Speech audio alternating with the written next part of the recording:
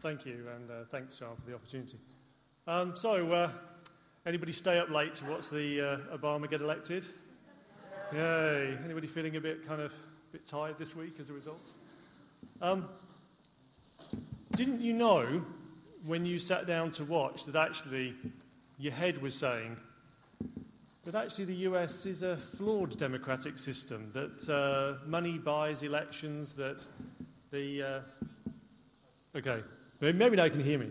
That the US system is dominated by pork barrel politics. You knew that. Your head was saying that actually the US democratic system is not the best in the world. But didn't you just have a glimmer deep down in your heart? Could you not actually suppress just a little degree of excitement that actually you were going to get a democratic president who believes in taking action on climate change? Didn't it give you a feeling of hope? Because it did me. I sat up too late, too long, with too many glasses of wine, because it gave me some hope that I need, hope that people in my street need, and hope certainly that the world's poor on the front line of climate change need. They need it when they see their daughters go thirsty, their sons go hungry. They need it when they see their crops fail, their houses destroyed. And they need that hope when they see that what we do is talk, not act. So while I was sat there drinking my wine, fair trade, of course, I was thinking back to actually the last time we had a democratic president. It feels to me like a short 10 years, but to others it probably feels like a long 10 years.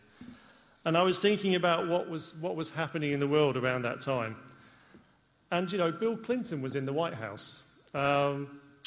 We just got, year before, an international agreement that the world's worst climate polluters were going to take action first.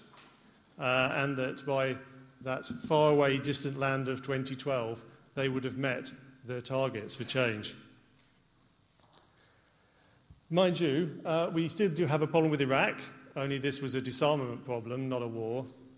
And we did seem to spend quite a lot of time actually talking about Monica Lewinsky and dresses in cupboards.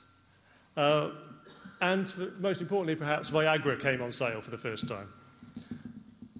And if you'd asked me back then, when I was, watching Clinton, and you told me then that actually in 10 years' time in the UK, the science would have been accepted, that the climate denying of companies like ExxonMobil would have been defeated, and there wasn't a place for a climate sceptic in the UK government, that we would have public education campaigns advising people on what to do about climate change, that we would have legally binding targets that include aviation and shipping, that we would have targets of 80% emission reductions, that, hey, we would have subsidies for renewables, feed-in tariffs, the Kyoto Protocol ratified, a European agreement on renewable energy, and we would have amongst the best policies in the world on climate change. I would have said, fantastic. I would have said, I bet the campaigners have been working really hard to get what they want. And actually, we did work hard to get what we want. And the reason we have all those things is because of people like you and me stood and sat in meetings like this and marching in the freezing cold rain last year with Phil. That is what it's taken to get this, but it has taken far, far, far too long. And that is why we need hope.